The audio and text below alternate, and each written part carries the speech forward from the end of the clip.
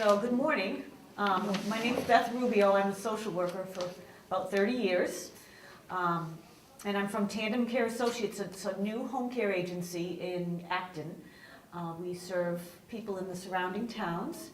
John Carroll is the co-founder here, and he's asked, we're working together on working to get a message out, particularly around this time of the year, hoping people will have an opportunity to freely speak about the holidays because it is a challenging topic.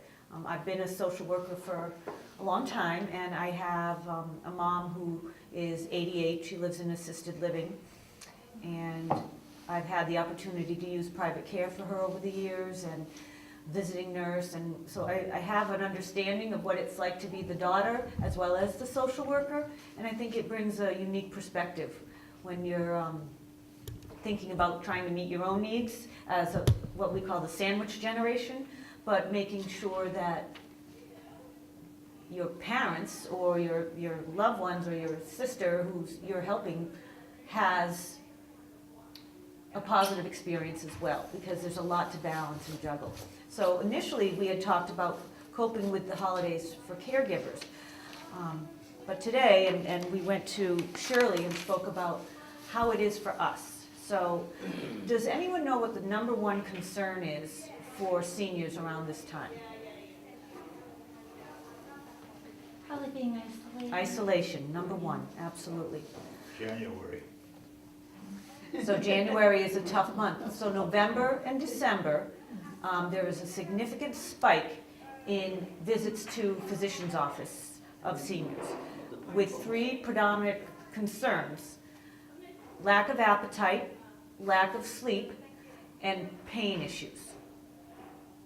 And the thought is, and the understanding from physicians' offices, people are beginning to have an emptiness or a feeling of sadness as it gets closer to the holidays, and they can't always articulate it, or a lot of people in this generation can't say, well, I'm here because I feel blue, or I'm here because I have the winter blues, which is another term for seasonal affective disorder. It's hard to try to say that. So what doctors tend to see is symptoms, and it puts people at great risk for depression during this time period. What is one of the other issues that comes up? Isolation, and what else? Depression? Depression is one, and falling is another. Falling, so you... Safety. What about loss? That's a common one for folks because there are many things that trigger depression during the holidays, and one is kind of coping with loss of important people in your life, or loss of rituals, or loss of your home, or the routine. I think one of the challenging things is when you pair loss and isolation together, you're at greater risk for having health problems and becoming clinically depressed, which, there's no shame in understanding that this is a topic for seniors that sometimes it gets poo-pooed or pushed under the rug, like, well, I don't want to go to a therapist, or I don't need medication, but you find yourself staying home so much. You find yourself not doing some of the things that you loved. One of the severe symptoms is something called anhedonia, when you almost just don't have any care or regard for some of the things that you used to enjoy. It's just a flat, uninterested feeling, and that's one of the main things we want to avoid during this time of year.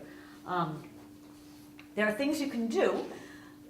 Sunlight is super important this time of year. We don't think about it, but we in New England are far more susceptible to have seasonal affective disorder or vitamin D deficiency because the days are very short. It's very difficult to get out during these cold weathers. I was listening to something from Brattleboro, Vermont, who said, that's a real challenge, especially in senior housing complexes where the lighting is really poor or the windows look into a courtyard. There's very little opportunity to get natural light. So it's one main thing to you can do simply. I was thinking also the weather often dictates, because I can remember my grandma living in Buffalo, New York, and she said she would just stay in all winter long, and the number one reason for her was that she was afraid of falling in the ice and snow. Right. So it's that combination of all those things that are playing that Right. can be really difficult, definitely. So in Florida, it isn't a concern, you know, they're not struggling with seasonal affective disorder. But for us, it's, you know, a 9-hour day. You know, some people who sleep late and go to bed early have so few hours of daylight that it can really impact your mood, impact your appetite. Sometimes people sleep more. It's dark at 4 o'clock, 4 or 5 o'clock nowadays. It does, it gets dark. It is dark. You have to put all the lights on. And another thing is alcohol during this time of year. You know, it's, if you hadn't had a cocktail every evening, but as the holidays get closer or you're celebrating, you may be drinking more alcohol than you usually do, and that starts to affect your mood as well.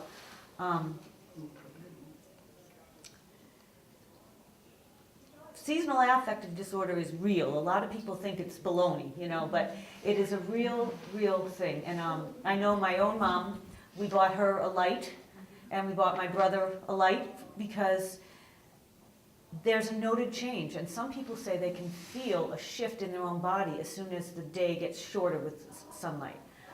So I think we can't discount that. Also, the lack of socialization. The fear that you know, you mentioned falling.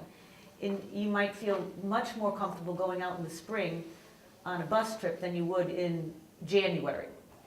Oh, it doesn't bother me. I enjoy going out. Do you? I go out and help my daughter shovel the snow in the back, in front of the garage door. Yeah, I'll go out.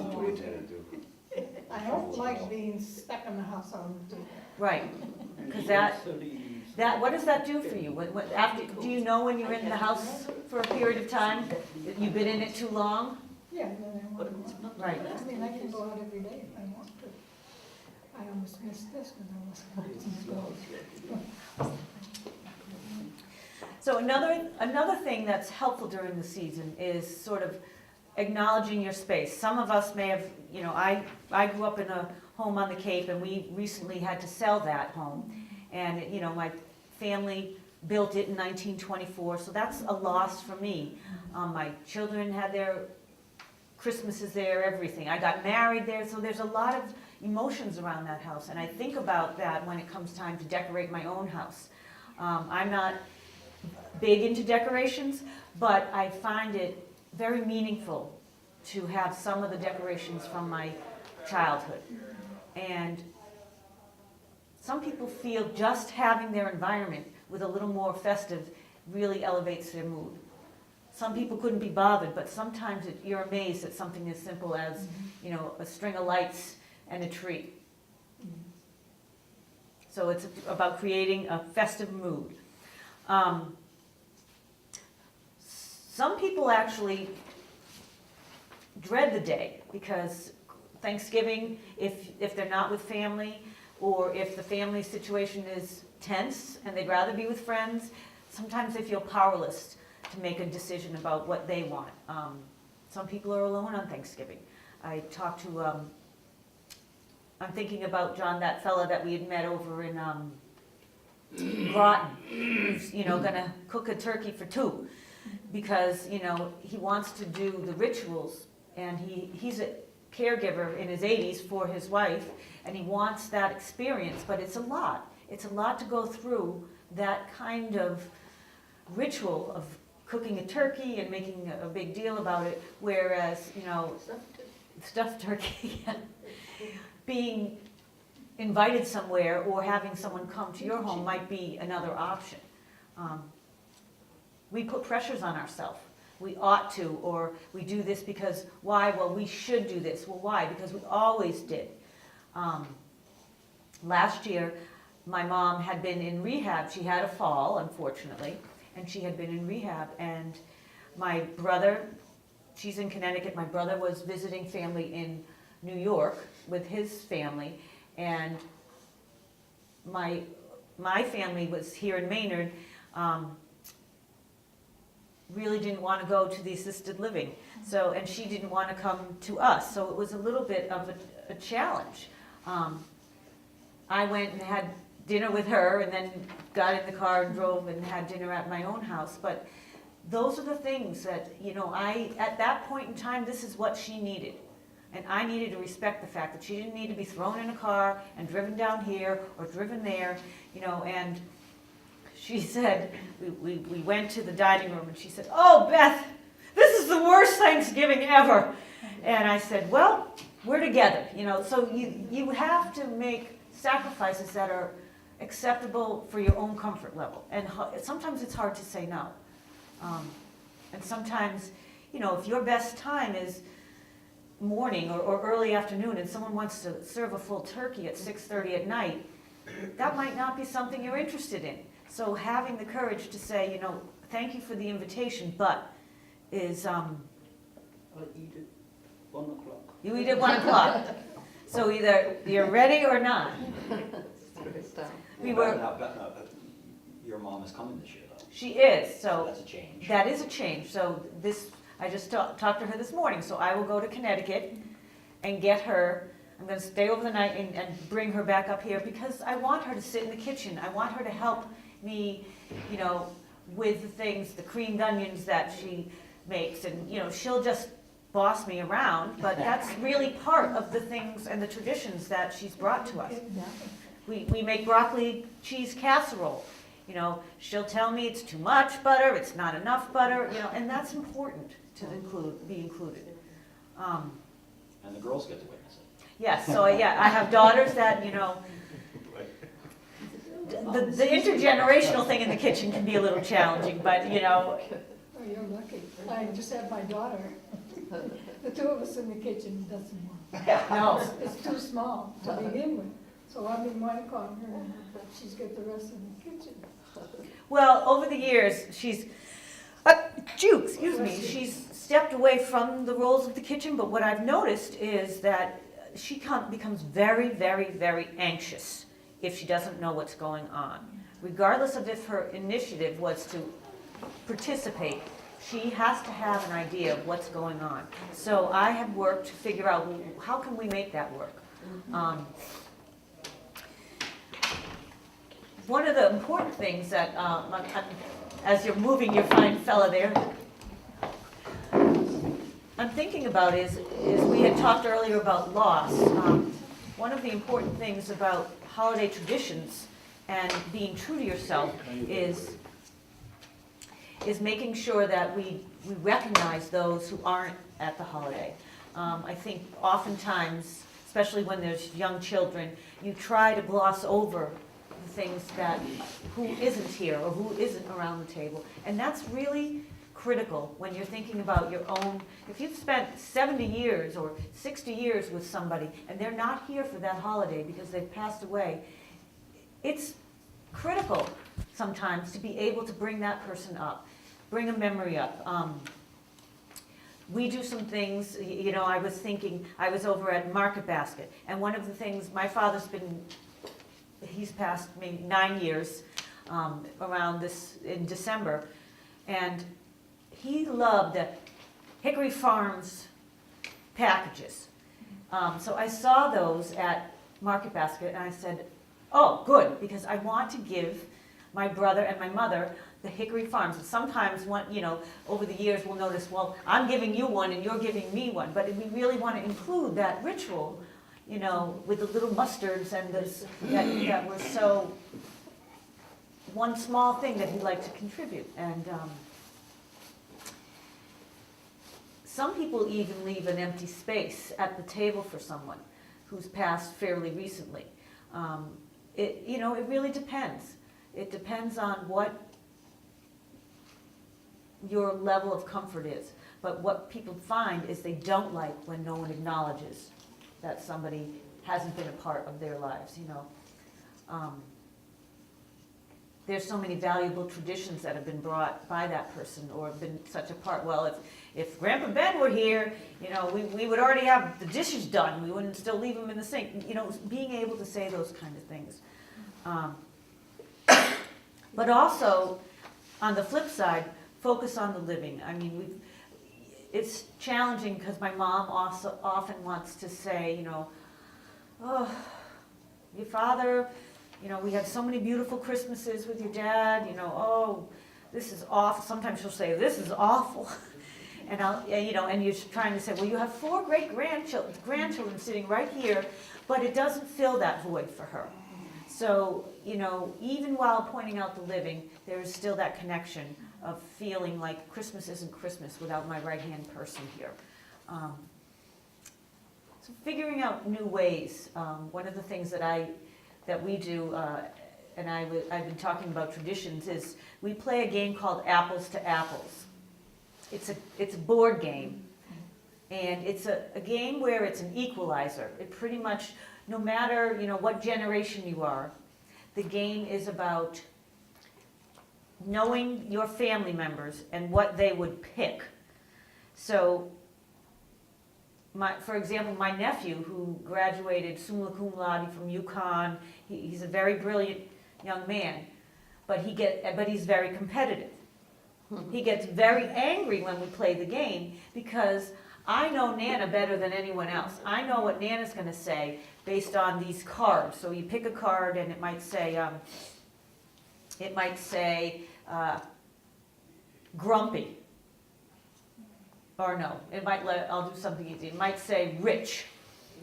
And he might pick a card that says Donald Trump. And say, a regular person would immediately say that's a match. And I might pick a card that says chocolate. Because I know Nana loves chocolate. When she thinks of rich, she doesn't see Donald Trump. She sees a box of chocolates from Godiva as rich. So I think ways that we can all still be connected, because there's so many things. If you're visiting family and there's this, everyone's on the computer or on their handheld phones and disconnecting, then that doesn't really feel comfortable in some ways, because you might feel like you're sort of left on the side. If you're not helping in the kitchen and you're not playing electronics and there's a conversation going on, or you have hearing problems and people are just leaving you out, it's important that if they've invited you or they're in your home, that you are making sure they value your presence there. So speak up. Around the holiday season, stay active. As we talked about, isolation is really one of the biggest things that causes depression for seniors. We were at another one in Groton where a woman said she has a secret ritual. I'm sure she won't mind sharing it. She said she knows she's at risk for isolation, so she goes to her son's house for Thanksgiving, and she doesn't tell him, but she immediately leaves the next day and she goes to Foxwoods. And she said this is something that really gets her going, because it can be a time between them. She says, I don't tell anyone, and I don't tell my family because I don't want them to judge me, but that I really need to get a kickstart to get myself from kind of isolating. So once I go to Foxwoods, I get in the mood, and then she's like, well, it depends if I win or lose, but at least I'm out there. And be flexible. If you get to somebody's house and somebody's brought 2 big dogs and, it's like, oh my God, overwhelmed, be comfortable in knowing what you want to do. Also know that there are probably, I'm thinking about where you work, there are probably many people who will be in their apartments all by themselves for the whole day. And there may, and someone might go out for church or do like 1 or 2 things. But if you know someone's in the apartment there and you know their daughter's in California and all they're going to get is a fruit basket and a phone call, people feel that if they don't get calls on the actual day, that they're forgotten. And that comes up a lot. I was talking with someone, she said the whole day went by and nobody called me. And, you want to feel like you're a part of the celebration. Somebody else said they had a grandson who was in the Marines and he couldn't come. So they put him on FaceTime all day, 9 hours. They carried him along to everything. They, went to see Christmas lights and he came. So there are different ways to feel and stay connected. Technology is obviously one of them. I tried to FaceTime my friend there this morning. But seeing somebody's face and interacting is, sometimes the best we can do. Does your complex do anything special for Christmas, or? Well, we have Christmas parties, and actually Christmas is always a very eventful time because many organizations will come in and offer sing-alongs and parties, and so that we look out for January. Right. When it's, When it all starts to hit, yeah, That's what you right. said. January. January's tougher. Uh-huh. January is a So all tough the month. parties slow Right. down, holidays are over, and the winter sets in. Yeah. So does your building manager know who's not going out or anything? Well, actually, each year, the Hudson AMVets bring Thanksgiving dinners, and they do a very good job of it to people who are going to be home alone. Now, this year, we've had a record number of people who are ordered the dinners, Wow. Mm. So how many would you say? 8 8? out of 50, That is a lot, yes. that you know of. Yeah, those are the ones who contacted me, and I let them know. Because there may be some who just don't want to say anything. Right, yeah. You can speak up. No. Mhm. But it's a very long day. Oh, yeah. It is a long day when you think about sort of if you were in the mix of something else, kind of how the day drags on, and there's the cooking and the appetizer, and sometimes it's the parade and the football and all kinds of things, and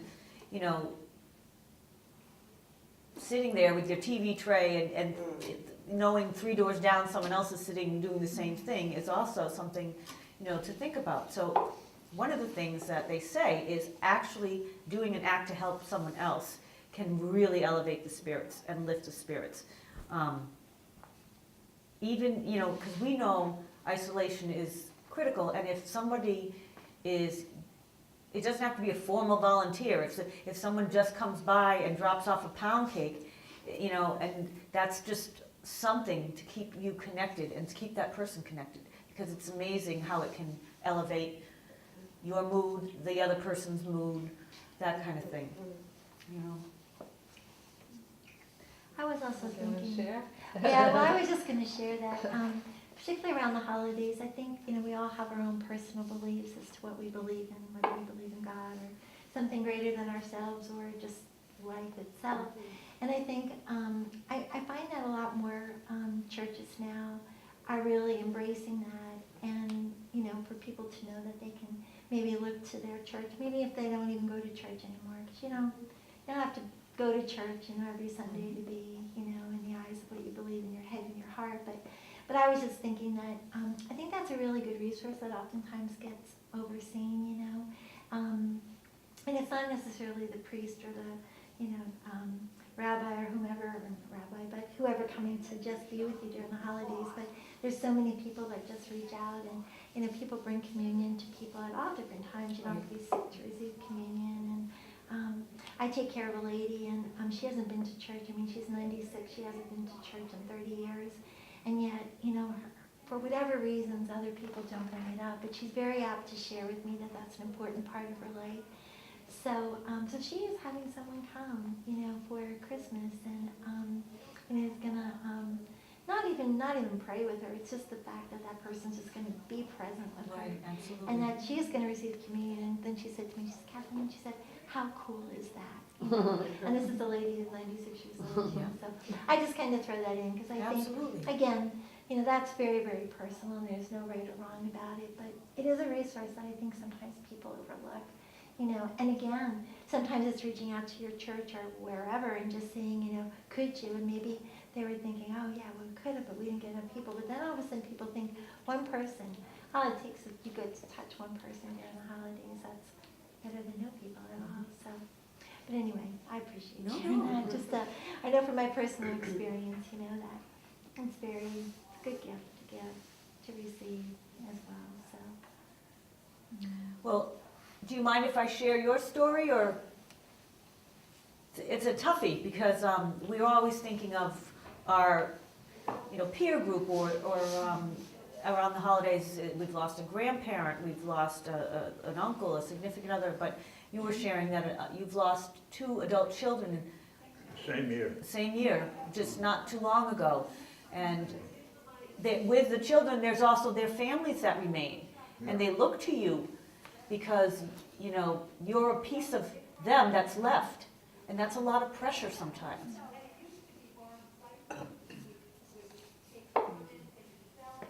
They think of you as the second generation.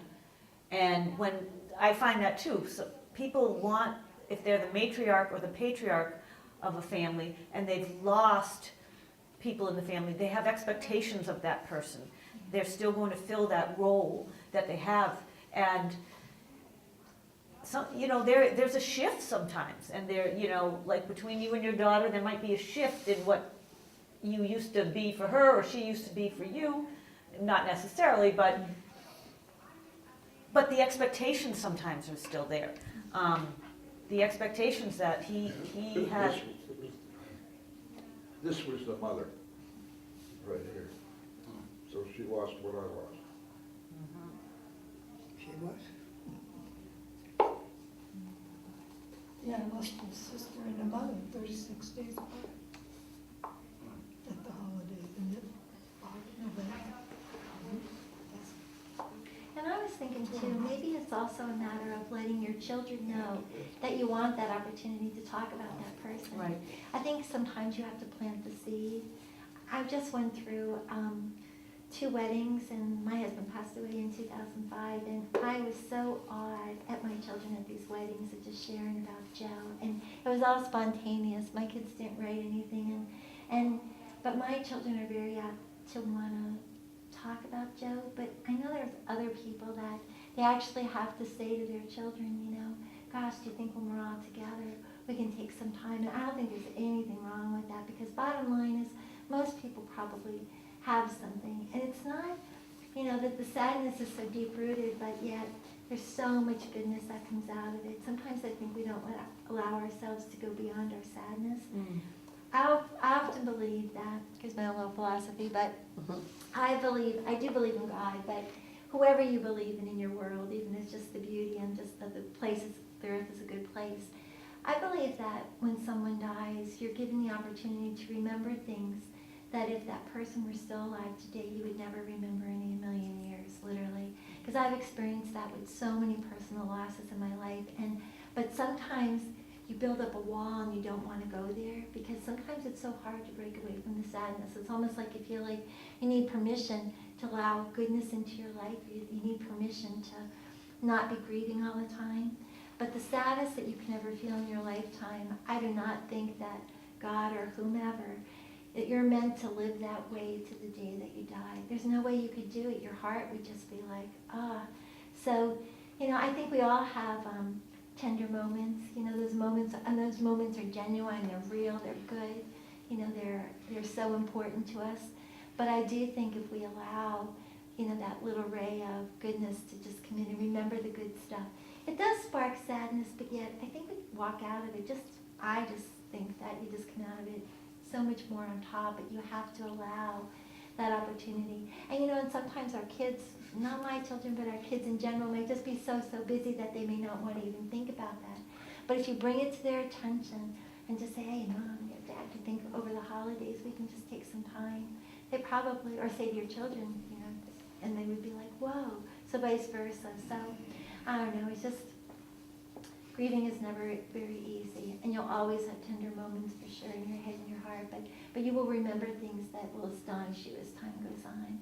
And usually they come at the most unopportune moments, and then you usually end up just kind of smiling and thinking, wow, that was really cool. So just my own little thoughts there, but, you know, because I wish you all, I know how hard it is to lose someone. It's hurt your heart, but I'm here for lots another of reason. goodness. Well, as you all help me celebrate my birthday. Yes, it is your birthday today, that's Oh, right. my goodness. So, and you were just speaking about the silver lining, and, you know, you're here to celebrate. We're here to celebrate the living. Yeah, Yeah, I'll be 88. awesome. Congratulations. Yeah, 88. Catch up to me. I want to catch up to you. Got a ways to go. So is anyone doing something That's different all this I year have. for the first time? Maybe before we do anything, maybe we could sing happy birthday to us. Yes. Happy birthday to you. Happy birthday to you. Happy birthday, dear Les. Happy birthday to you. Thank you. Thank you for sharing that. I won't ask her, how Thanks for old are sharing. you now? People here. Yeah, they creep up on you. They do, huh? Absolutely. Do you have big plans? One year I Do you forgot. have big my plans for your Yeah, I'm birthday? gonna go to Dunkin' Donut for coffee and a donut. Well, we got the donuts and the coffee right behind you. You don't have to go, right here. Yeah. So I was asking if anyone's doing anything different for the first time. I'm not going to call on Judy, but I know that Judy's celebrating Christmas in a new place. Her family home has moved, and she's moved in with her daughter in a new home. So that's new and exciting, but it also is like, wow, we're having Christmas somewhere that we haven't usually done. A new ritual, a new routine. Well, that's the same with me. My husband was in the military, and we moved a lot, Mhm. but my kids loved it. They never complained about anything. They said, I tell them, well, we're gonna make friends again. They didn't have to worry. So that's less stress on you at this point because they don't have the expectation that it's going to always be the same way. No, never, yeah. It was always different, no matter where we went, but they all enjoyed living. They knew they would make friends again, so, yeah, it was a blessing sometimes.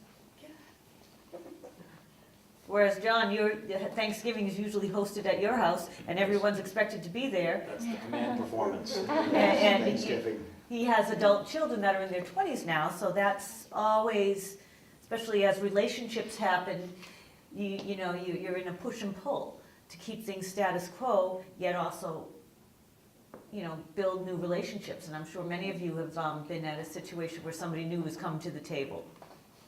My biggest concern is that they all come clean shaven, because we try to do the Christmas picture at Thanksgiving. So you don't want all the scrag. Or at least nicely trimmed. Yeah. Any other thoughts about the holidays? This is a good time to throw out.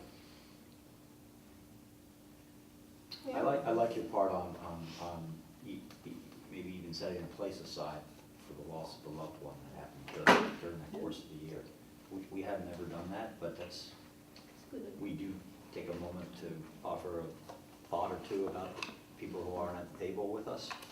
But I like the place setting idea. Yeah, we often go around the table and talk about what we're grateful for. And, it runs the gamut with little kids and our senior loved ones, what answers they say. And it conjures up conversation and, I don't know, makes you feel better about eating the meal and being together and not just taking things for granted and appreciating each other's thoughts. We take the word Thanksgiving and sometimes Thanksgiving Day, and if you have T, you have to say something you're thankful for, and you have H, and you have to say something you're thankful for with H, and then my father would always be like, for I for the Indians, also known as Native Americans. He was always, so proud of that piece. So if we do the Thanksgiving Day, nobody, whoever lands on I'm like, well, if you're stuck, Grandpa Ben always said, I for the Indians. So Yeah. it's a nice way to sort of bring the humanitarian piece back into the holiday. So Betty and I celebrated, and my wife celebrated Thanksgiving and Christmas. Our neighbors, she lived there and I live across the street, for cows. These two, if anybody. We live next door to each other. Right, but not everybody knows I'm that, so sorry, I'm just yes, that's telling true. people. So the house right there, there's a big house there now, and I live in the one across the street. And I was here in '63, and she got here before me. That's because I'm older than you are. I understand that. Show off. I think we have to look forward to establishing new memories. Creating new memories, you're right. Yeah. And what does that look like for you when you think about it? Well, I look forward to hearing what my grandchildren and great-grandchildren have to say. And they have a lot to say. But they're wonderful. So you have to be patient, you know? Is it I easy? still have a driver's license. Matter of fact, I just got to renew it. All right. You're lucky. Because his birthday, you had to renew it on your birthday. I was supposed to. You have to renew it? Geez, I I gotta did. check mine. Good. What were you saying, John? It's my birthday, I didn't have a choice. I was just gonna ask, is it hard to get the great-grandchildren to participate? Oh, yes, very much so. Yeah, they're very verbal. That's good. That's what I love, That is good. yeah. That's what the world is all about, the grandchildren and the greats. So you like to look forward Exactly. as opposed to maybe looking backward, yeah. Not everyone has extended family, that's the challenge. I'm thinking about folks in yours that might, Right, well, even many people who do have families, they're not nearby. Right. Or there are other issues, so they're alone. right. Yeah, it's a hard day if, I mean, you want to feel like, especially in that, it's a community. It's a community and you want to make sure that the community's helping the community, but there's also a lot going on. So for Thanksgiving, they have the meals, but Christmas, they might not get a visitor on Christmas. Right. And then Christmas brings up the issue of lack of money, of not, I can't buy Presents for kids. presents. That's a big one. And the pressure of gift giving for especially, you know, teenage grandchildren or, you know, like, how does that work? And it's not like you could just go to the mall and it's easy. I think as my mom aged, you know, I had to kind of shift my kids to understand that it's not easy for Nana to just go out and buy all these presents, you know. So this is not how it works. You know, we have to be more mindful. Last year, my nephew, who's a sophomore, he gave a gift to the family of a limerick of Christmas past. And he wrote a beautiful song. He likes to write those Heidi, Heidi, Heidi, those kind of drinking songs, he calls them. But he wrote a beautiful song about all the memories of our Christmas times past. And that was the best gift as all, you know. He included everybody, every piece of it. My sister-in-law is Jewish, and her mother generally comes, so sometimes we do Hanukkah at the same time. It falls at the same time, so we get to do a little of both, and he incorporated that. And I'm thinking that was the best gift of all, his rendition of Christmas past. I actually ended up, I have so many of my children's stuff when they were little, so the last couple Christmases, not in a row, but I boxed up, you know, their artwork, all kinds of things, books that they wrote and stuff, and oh my gosh, 2 years ago, all my children came home to my home. They're scattered in California, Oregon, and Texas, and when they all came, that day we stayed in our jammies all day long, and it was the best thing in the whole wide world, and you know, they just opened it, and they just were, you know, initially they were like, oh mom, you know, oh mom, and then all of a sudden it was like, oh wow, this is really cool, and then they all just kibitzing back and forth, and you know, I think we definitely have it in our heads and our hearts to create those moments. I think we just have to give ourselves a lot more credit for being able to do those things, you know, and most times children just love us unconditionally, you know, I don't know, it's just simple things I think can often mean a lot, but yeah, good ideas though. Is anyone worried about anything particularly weighing on their mind? No? That's Yeah, I want to do, but it's rather personal, okay. you know, so I keep it in my heart. Well, it's always good to know that you have somebody to share it with, so I'm sure. Yes, I have my children. Yeah. I have my boys coming for Thanksgiving. I always have Thanksgiving At your place? At my house, yeah. Who does all the cooking? Does everyone help? No, my God. She's the only, She's my cook. And she's a good cook. Oh, yeah, she yelled at me for what I bought, and I said, well, the boys will be here, they'll eat a lot, believe me. But it's nice, there's the 8 of us, so it's, so 8 of you for a sit-down dinner at your place. Yeah. That's being a gracious host. I do it every year. Sometimes there's a guest or a family member that puts everyone on edge, so there's a little tension in the room, and you just kind of hope that that's all gonna go smoothly. It does, you Yeah. never I think know. that's a common problem. Well, when my mom is coming this year, which is great, she's gonna spend the night, but it's hard when you live in assisted living and there's a routine and there's a ritual and, to uproot her and come, she loves to be with me, but, it's also a house with teenage girls, and now we have a dog, a 1-year-old dog, so my youngest said to me, Mom, what are we gonna do about Winnie? And I'm thinking, what are we gonna do about Winnie? I'm trying to, because my mom, when she's here, I want it to be a great experience for her. I want her to just, be able to be with me, and what she likes most is my undivided attention. And the other things are peripheral, but she likes my undivided attention. So I'm thinking, well, I got this new dog. The dog likes my attention too. So how am I gonna navigate that and cook? Introduce them, yeah. So we have a similar situation. My mother-in-law, I sometimes, maybe always think that she's not coming to see me. She's coming to see her daughter. She's not even coming to see my children. She's coming, she just wants to hone in and be with her daughter. And so my wife is, specifically this year, asked me to be the diversion. And so I have to pull her away because my wife wouldn't be able to accomplish the cooking. My mother-in-law just turned 85 and just had cataract surgery, and so my wife is anticipating that it's going to be slowing her down, and she needs to focus and pull off the dinner. So we're not eating at 8, we're eating at 6. So I'm going to be the She's eating at 1 though. I'm going to be the diversion. Yeah. And I'm trying to figure out how I'm going to pull that off, because it's not easy when mother-in-law really is just coming to see her daughter.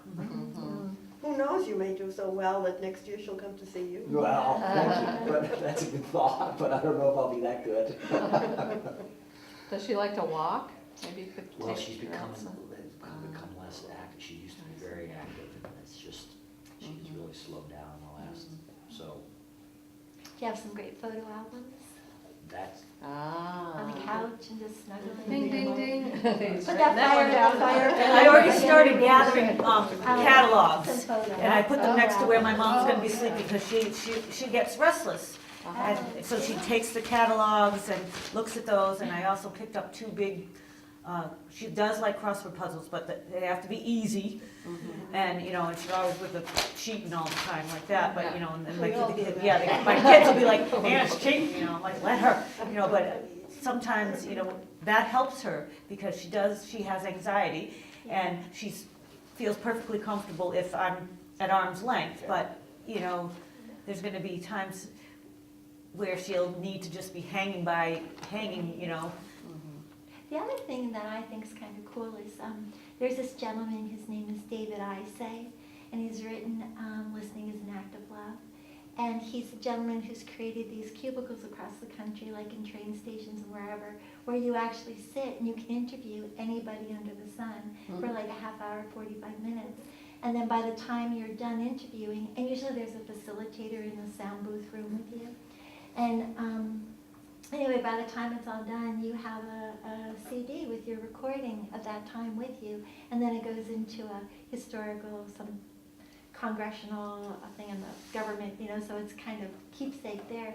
But I was just thinking that, we're like, I wish in my head and my heart, my mom and dad are no longer here, but I wish when they died, before they died, that I had a chance to know so much more about their lives. And I think that that's kind of really cool. And everyone, they can say, but then when kids find out more and more and more, and to think about like your grandfather, walking down a street without any lights, no planes in the sky, I mean, that generation is the last generation unless we like pull on all those resources. So maybe your mother-in-law, Or this get gen- your kids to Yeah. write down a list of questions that they or want to know record about. her, Yeah. what did you feel? What was it like? But that gentleman, I mean, he's amazing. I tried to and work for him, but I didn't ever get to work for him. But I would love to have done something like that, or do something like that. But because everyone is, in their own way interested about the past and where we've been, and what our grandparents have done, our heritage. I think to some degree other people are way, way into depth, back to the 1500s, but there's a lot of people who just, even the surface stuff is like so important. Sharing the story. Yeah, I think that is so wonderful, yeah. I've been doing a lot of that with my children lately, and they're like, oh, Mom, I never knew that. And then even knowing more about my husband. Like, there's so many things. I still write checks, and I can go someplace. In fact, this happened to me just a few weeks ago. I went to a soccer store up in Leominster, and someone said to me, this is a long shot, but you don't happen to be Joe Nagle's wife, do you? And I looked at them and I said, I am, Anyway, the story that came out of that was my husband was one of these people who was a voc rehab counselor, but he also had Crohn's disease, and he struggled a lot with his life, but sometimes you would never even know it, and he was a dad of 6 children, and amazing person, just amazing. Well, anyway, this person's telling me this whole story about my husband. I didn't even know that about him, and that has happened to me like 5 or 6 different times where, and it's really just by my check, so I'm never going to take my husband's name off my checks, because I love it, and then I share with my kids, and like, whoa. I met a lady across the street here. She's our lady who picks up our chicken bread. Right. And so I went over to contact her a couple weeks ago, and so we're chit-chatting back and forth, and she has a health situation.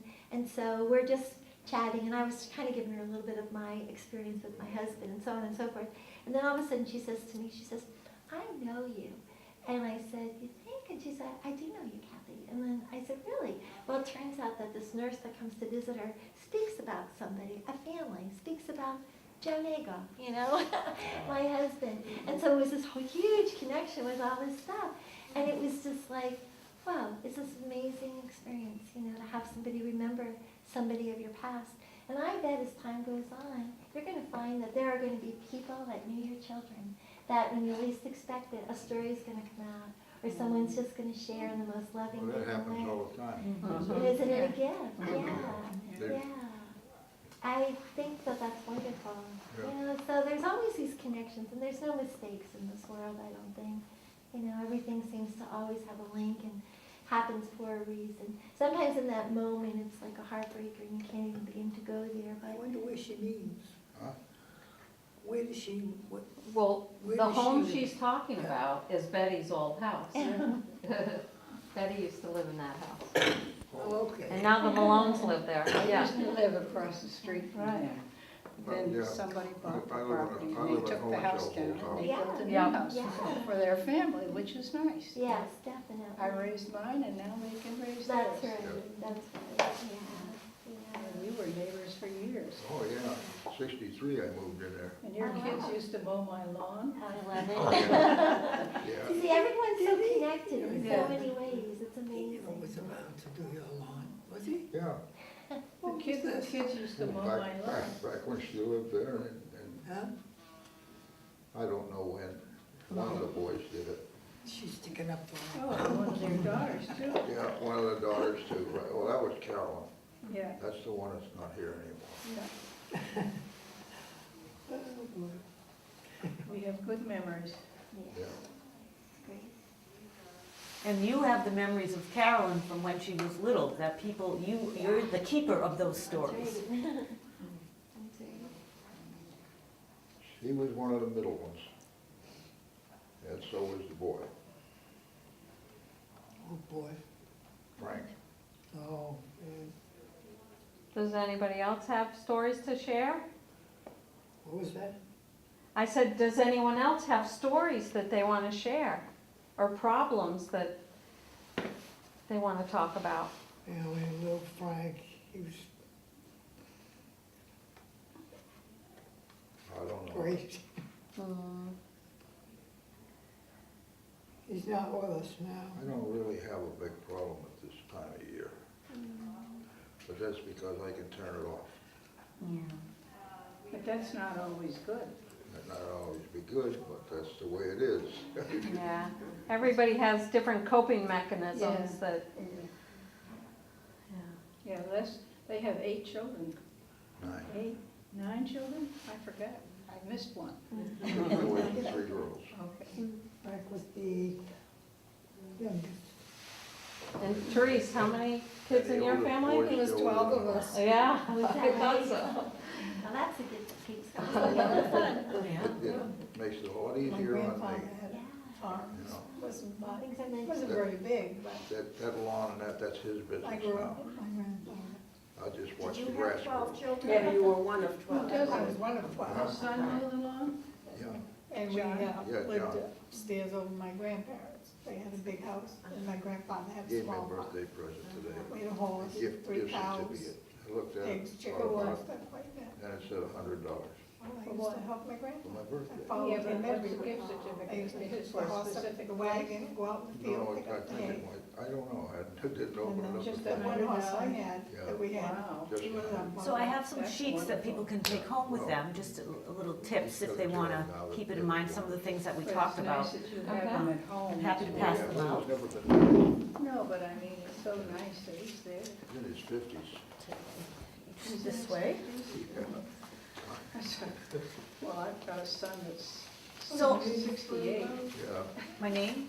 Now, do you want to read Sure, want me to read them out loud? Can I borrow yours for one more minute? There he is. So we'll just go over them, but most of the things we've talked about informally. Don't isolate yourself, number 1 we put forward.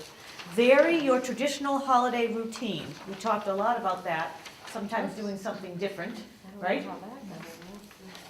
Focus on the living, right? Focus on the living.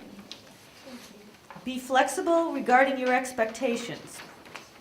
We know that there's no flexibility. 1 o'clock is when you would like to eat. 1 o'clock. I'm eating at neighbors, so it depends when it's ready to eat. Your preferences. yeah, when Betty says you come, you go. Be open to talking about your loss. Well, we did a lot of that today. We did a lot of that. And stay active. That's one of the things that we, stay active and plan something for January. No matter what, get something on the calendar for January because it's really important to look forward to something. Even if it's a perm, just something to get on the calendar. Yeah, mama. Get right here. Well, thanks everybody for coming. Thank you, It's Beth. great. This is a beautiful place and I'm grateful we had the opportunity to come.